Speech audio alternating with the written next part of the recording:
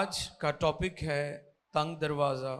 मत्ती रसूल की मार्फत लिखा गया अंजीली बयान है, 7वां बाब 13वीं और 14वीं 2 आयात हैं। आए मुकद्दस कलाम में से देखिए, मत्ती रसूल की मार्फत लिखा गया इंजीली बयान और उसका 7वां बाब है, उसकी 13वीं आयत। पहाड़ी वाज बड़ा मशहूर ये हवाला है और बहुत सारे लोगों को ये जुबानी याद है जी। कलाम खुदा में यूं रकम है, तंग दरवाजे से दाखिल हो, तंग दरवाजे से दाखिल हो, क्योंकि वो दरवाजा चौड़ा है, क्योंकि वो दरवाजा चौड़ा है और वो रास्ता कुशादा है जो हलाकत को जाता है। वाज़े किया है खुदावन ने। फिर और उससे दाखिल होने वाले बहुत हैं, क्योंकि वो दरवाजा तंग है, वो दरवाजा तंग है और वो रास्ता सुकड़ा है, जो जिंदगी को पहुंचाता है, और उसके पाने वाले थोड़े हैं। मुकद्दस कलाम के पढ़े और सुने जाने पर खुदावंद की बरकत सबके यहाँ आमीन। अजीजों, खुदावंद यीशु मसीह ने हुक्म फरमाया है अपने पहाड़ी वाज में 13वीं आयत में, तंग दरवाजे से दाखिल हों। ईमानदारों को क्या कहा गया है? तंग दरवाजे से दाखिल हो। ये कोई तजवीज नहीं है, राय नहीं है, ये हुक्म है। ईमानदारों को, बरगजीदों को, खून खरीदों को, जो यीशु मसीह के पैरोकार हैं, उन्हें ये हुक्म दिया गया है। और हुक्म क्या दिया गया है? क्या करें? तंग दरवाजा से दाखिल हो। और फिर उसकी आगे वजाहत की है, क्योंकि वो दरवाजा जो चौड़ा है और वो रास्ता जो कुशादा है, जो हलाकत को पहुंचता है। मुकद्दस कलाम में इमसाल की किताब में लिखा है कि बाज राहें ऐसी भी हैं जो इंसान को भली अच्छी मालूम होती हैं, लेकिन उनकी इंतहा में मौत की राहें हैं। उसका जो एंड है, जो उसका आखिर है, हलाकत है। 2 दरवाजे, 2 रास्ते। और लिखा है कि तंग दरवाजे में से दाखिल होने वाले थोड़े हैं, और जो दरवाजा और जो रास्ता खुला है, कुशादा है, उसमें दाखिल होने वाले बहुत ज्यादा हैं। लेकिन इस बात को भी वाज़ेह कर दिया गया है कि वो रास्ता जो चौड़ा है, कुशादा है, वो हलाकत को जाता है। उसका अंजाम मौत है, हलाकत है, बर्बादी है। और हमें याद रखना है कि तंग दरवाजे से जो मुराद है, ये वो जिंदगी है जो मसीह को दे दी गई है, मसीह के लिए अपना आप पेश कर दिया गया है। उसमें सब कुछ शामिल है। उसमें आपकी नींद भी शामिल है, उसमें आपका आराम भी शामिल है, उसमें आपकी शोहरत भी शामिल है, उसमें आपकी सरफराजी भी, सब कुछ। वो चीजें जो आपको गुनाह के साथ, दुनिया के साथ कंप्रोमाइज करके मिल सकती हैं, उन सारी चीजों को कुर्बान करके, मसीह के ताबे करके, मसीह के ताबे हो जाना, ये तंग दरवाजे की तरफ बात हमें लेकर जाती है। लेकिन उसमें जाने वाले थोड़े हैं। लोग शॉर्टकट ढूंढते हैं, लोग आसानियां ढूंढते हैं, लोग उन चीजों की तरफ जाते हैं जो आसान है, कि कोई आसान तरीका। आपको पता है, यीशु मसीह को भी बारहा शागिर्द भी ये कहते थे कि ये नहीं हो सकता कि तू सलीब उठाए, ये नहीं हो सकता कि मसीह दुख सहे।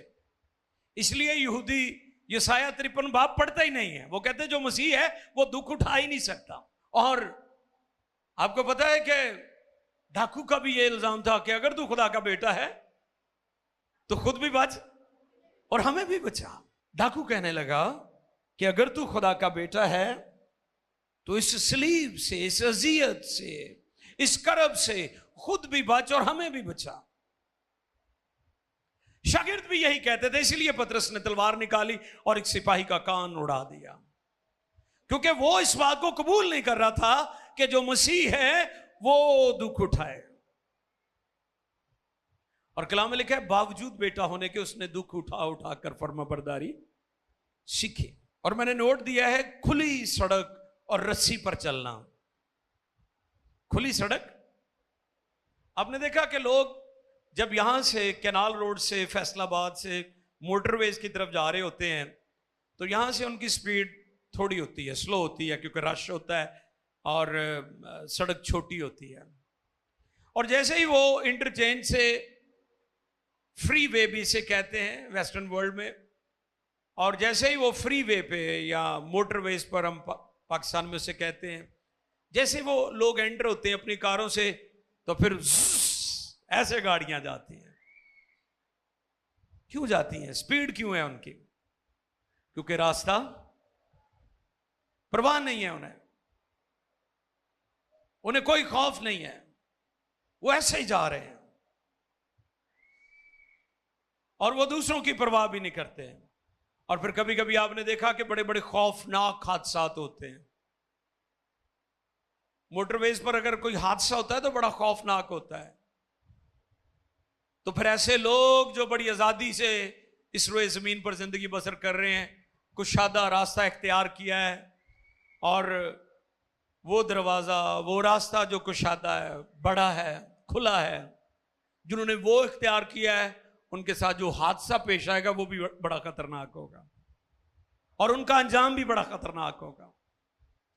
लेकिन वो शख्स जो एक रस्सी के ऊपर चल रहा है, आपको पता है रस्सी बिल्कुल बारीक होती है, वो इधर उधर नहीं देखता। वो शख्स जो रस्सी के ऊपर चल रहा है वो अपनी रस्सी को फोकस कर रहा है ताकि मैं इस पर से गिर ना जाऊं। यही मसीही जिंदगी है, यही क्रिश्चियन लाइफ है, यही क्रिश्चियन जर्नी है, यही ईमानदारों का सफर है कि वो खुदा के लिए, मसीह के लिए हमेशा मोहतात जिंदगी बसर करते हैं। वो हर स्टेप पर सोचते हैं, दुआ करते हैं, खुदा की रहनुमाई लेते हैं और फिर आगे स्टेप उठाते हैं। अब जो नादान लोग हैं, जो बेवकूफ लोग हैं, जो फुलिश हैं, उन्हें कोई परवाह नहीं है क्या सूरत हाल है, क्या चल रहा है, मुझे मोहतात रहना चाहिए। वो कभी विजडम नहीं मांगते, वो कभी हिकमत नहीं मांगते। दो तरह की हिकमत है मेरे अजीजों, एक दुनिया की हिकमत है और एक खुदा की हिकमत है। दुनिया की हिकमत तो आपको ठोकरें खाकर आ जाएगी और वो नाकाफी है।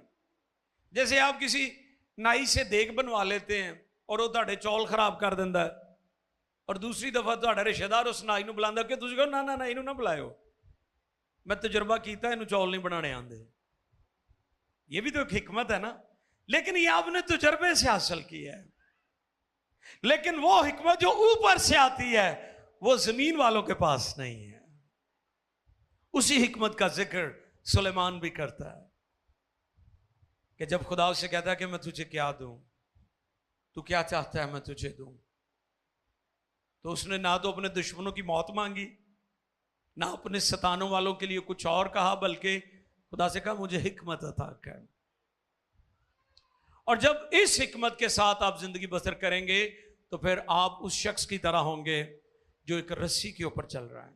मोहताज जिंदगी, ऐसी जिंदगी जिसमें आप बड़े मोहतात होकर जिंदगी बसर करते हैं। यीशु ने भी खुद तंग दरवाजे का चुनाव किया। हमने मसीह की पैरवी करनी है। और मैं कभी कभी गौर करता हूं कि जो लोग सिर्फ दुनवी दौलत, मैं ये लफ्ज सिर्फ इसलिए इस्तेमाल कर रहा हूं कि हम सबको ये सारी बरकतें मिलेंगी, जमीन पर की सारी बरकत जो है, ब्लेसिंग्स जो है, खुदा हमें देगा, लेकिन उसका तरीका हमें बताया गया है कि हमने खुदा की रासबाजी और उसकी बादशाही की तलाश करनी है, तो ये चीजें हमें ये मिल जाएंगे, ये मिल जाएंगे, इसकी फिक्र ना करें। लेकिन आपने खुदा की फरमाबरदारी, ताबेदारी करनी है और उसके नतीजा में ये चीजें आपको मिल जाएंगी। जब आप मसीह की पैरवी करेंगे, उसकी वफादारी में चलेंगे, तो एक वक्त आएगा कि वो जमीन की सारी ब्लेसिंग्स आपको देगा। लेकिन जैसे दुनियादार हासिल करते वैसे नहीं। धोखाधड़ी, फ्रॉड, झूठ, चीटिंग, सूदखोरी, गरीबों का हक, मजदूरों की मजदूरी मारकर, जैसे हम अपने इर्द गिर्द देखते हैं, झूठ बोलकर चीजें बेची जाती हैं, गलत बयानी लोग करते हैं। और दुनिया में बड़े बड़े जो मीडिया की दुनिया के लोग हैं, बड़े बड़े दौलतमंद हैं वो। और मैं कभी कभी गौर करता हूं कि लोग उन लोगों को जिनको बड़ा कीमती समझते हैं कि जी ये बड़े कीमती ने, बड़े मशहूर ने, उनके जैसे बाल बनाते हैं, उनके जैसे कपड़े पहनते हैं, और कहते हैं मैं फलां एक्टर का लगदा वां, मैं फलां एक्टर की लगदी हां। तो वो लोग जिनको आप बड़ा कीमती समझते हैं, आपको पता वो शराब पी पी कर मर जाते हैं कसरत शराब से, या वो खाबावर गोलियां खाकर मर जाते हैं, या वो पानी में डूब कर मर जाते हैं, या वो फंदा लेकर मर जाते हैं, या वो गला काट लेते हैं। यानी लोगों के नजदीक वो बड़े कीमती हैं, लेकिन अपने नजदीक उनकी कोई टके की वैल्यू नहीं है। ये वो लोग हैं जिन्होंने दुनिया की दौलत, शोहरत, सब कुछ जमा कर लिया, लेकिन मसीह से महरूम है, मसीह से खाली है, मसीह का इत्मीनान नहीं है इनके पास। ये वो लोग हैं जिन्होंने कुशादा रास्ता इख्तियार किया, उनके पास सब कुछ है, लेकिन मसीह नहीं है। तंग रास्ता क्यों चुना जाए? क्योंकि वहां मसीह है। हालेलुया। वहां क्या है? वहां आपको मसीह का कुर्ब हासिल होगा, मसीह की कुर्बत हासिल होगी। तंग दरवाजा, मोहतात मसीही जिंदगी, वेरी केयरफुली चलने वाले लोग, छोटी छोटी बातों में सेंसिटिव होने वाले लोग। अगर किसी के साथ छोटी सी ज्यादती होगी, फौरन माफी मांगी, खुदा मुझे माफ कर दे क्योंकि मैंने फलां शख्स का दिल दुखाया। वो लोग जो बड़ी मोहतात जिंदगी बसर करते हैं। मैंने एक दफा पहले भी मिसाल दी थी कि ईमानदार बिलीवर्स, खून खरीदे जो लोग हैं, उस शख्स की मानिंद है जो अपनी पॉकेट में बहुत सारे पैसे डाल के बाजार चला गया है, मार्केट में, और मार्केट में जाकर वो अपनी पॉकेट पर हाथ रखेगा, या साइड पर है या फ्रंट पर है, और यहां अगर हाथ में कोई बैग है तो बड़ा मुतात रहेगा कि मेरे पास पैसे हैं, दौलत है।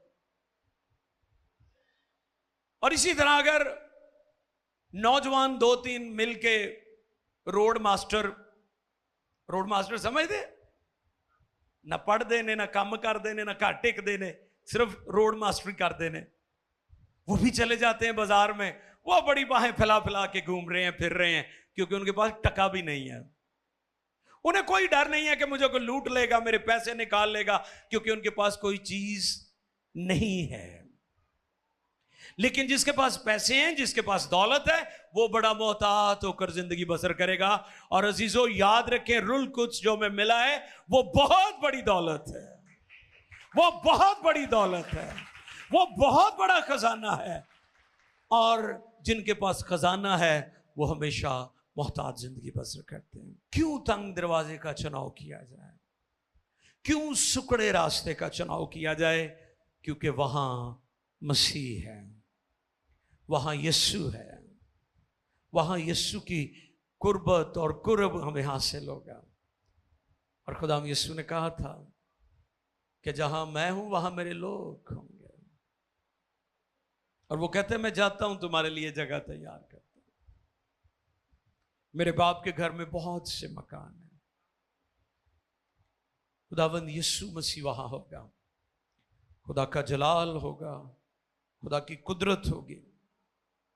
इसलिए हमें तंग दरवाजे का चुनाव करना है। ये दावत है, ओपन इनविटेशन है, लेकिन चुनाव आपका अपना है,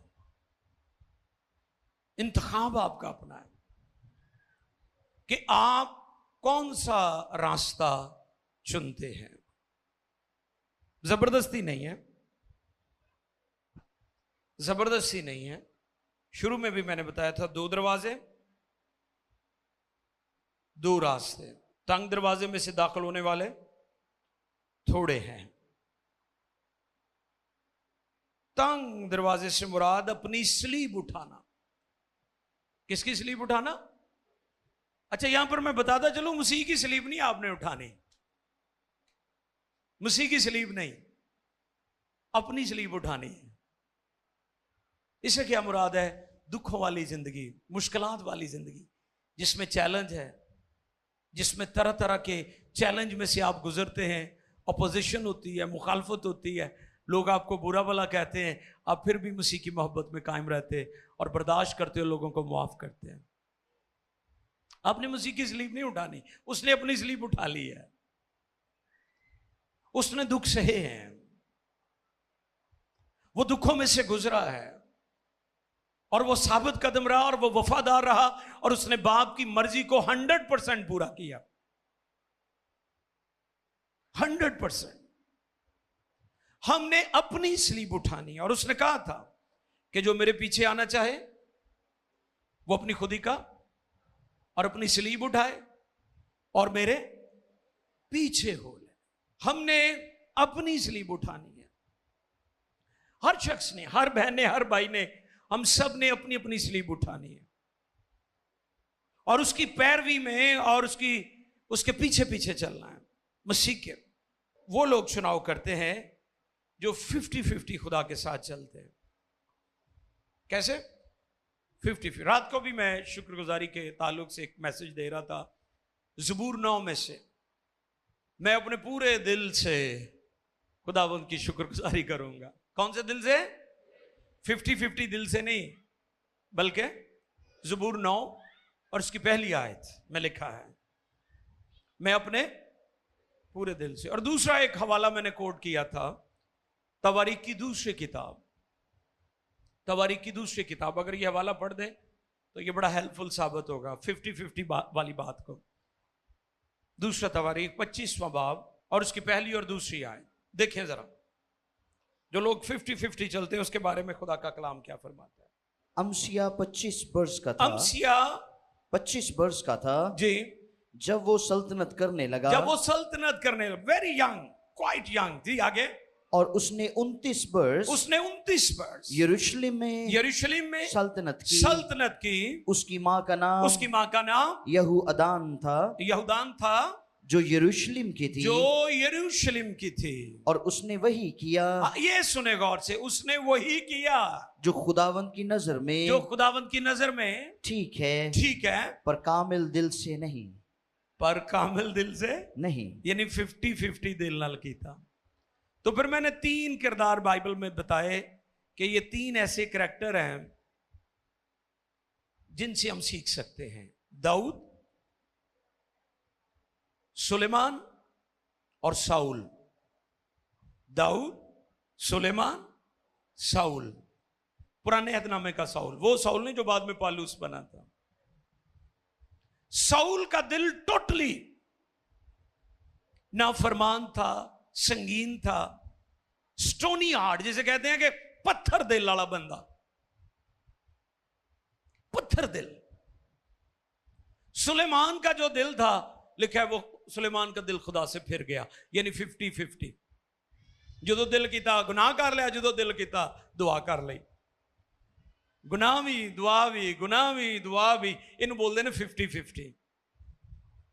गुनाह भी कर लिया, दुआ भी कर ली, प्रस्तश भी कर ली, हदिया भी देता, शराब भी पी ली, गाला भी कट लिया, बीवी ने भी कुट लिया, महल्ले वाले ने भी लड़ाई कर ली। 50-50 तो गिरजे भी आ गए। अच्छा, कई सिगटा पी के कुरली करके चर्च आएंगे। कितनी बड़ी मुनाफकत है कि क्या पानी कुरली करना तो ठीक हो जाना काम ताड़ा। भाई मन तो आपका पापी का पापी है, ये 50-50 की मैं बात कर रहा हूं। लिखा है उसने वो सब कुछ किया जो खुदा की नजर में भला था, लेकिन पूरे दिल से। ये 50-50, ये जो कुशादा दरवाजे वाले लोग हैं ना, ये 50-50 लोग हैं, क्योंकि ये दुनिया को छोड़ नहीं सकते। ये दुनिया और ख्वाहिशों को उसमें जकड़े हुए हैं, पोजेस्ड हैं, उसके कब्जे में है। ये लोग जो कुशादा और खुला दरवाजा जिसको ये पसंद करते हैं, दाखिल होना चाहते हैं, ये बहुत ज्यादा है। ते तो मुराद कि हलाक आने वालियां दी तादाद ज्यादा होनी है, ये भी वाजे हो गया। यहां पर पहाड़ी वास में ये बात भी वाजे हो गई है कि हलाक होने वालों की तादाद ज्यादा ही होगी, ये बचन वाले थोड़े ही होने ने। और ये तजुर्बा अब्राहम को भी हुआ जब खुदा ने लूत के 5 शहरों को बर्बाद करने का ऐलान किया, तो लिखा है कि वहां पर कहां से तादाद शुरू हुई थी? जी बताएं जरा मुझे। हैं? शाबाश, ये पढ़ते हैं जो बच्चे बाइबल्स पढ़ते हैं उनको पता है। कितना छोटा सा नंबर, 5 शहर लूत के, सदूम और अमूरा, ये सारा एरिया गंदक और मादनियात से भरा हुआ है। हमने वहां विजिट किया है, भाई शाहिद भी साथ थे जब हम लूत की बीवी का वो मुजस्समा देख रहे थे, बहरा मुर्दार के सामने का इलाका, वो सारा आज भी वहां के आसार नजर आते हैं कि खुदा ने वहां वाकई आग और गंदक बरसाई थी। पहाड़ काले हैं और वीरानी हर तरफ नजर आती है, कोई आबी पौधा, आबी जानदार, कोई ऐसी चीज वहां बहरे मुर्दार में नहीं मिलती। और इस कदर तेल मिला हुआ है उसमें, क्या अजीब। और एक और इंटरेस्टिंग चीज के उस पानी में कोई डूबता भी नहीं है। और आप अंदाजा लगाएं, मैं भी चंगा तगड़ा बंदा हुआ, भाई शाहिद भी थे, ये भी एडे स्मार्ट ने के, हम कोई भी नहीं डूबा वहां पर, क्योंकि उसमें इतना ज्यादा ऑयल है।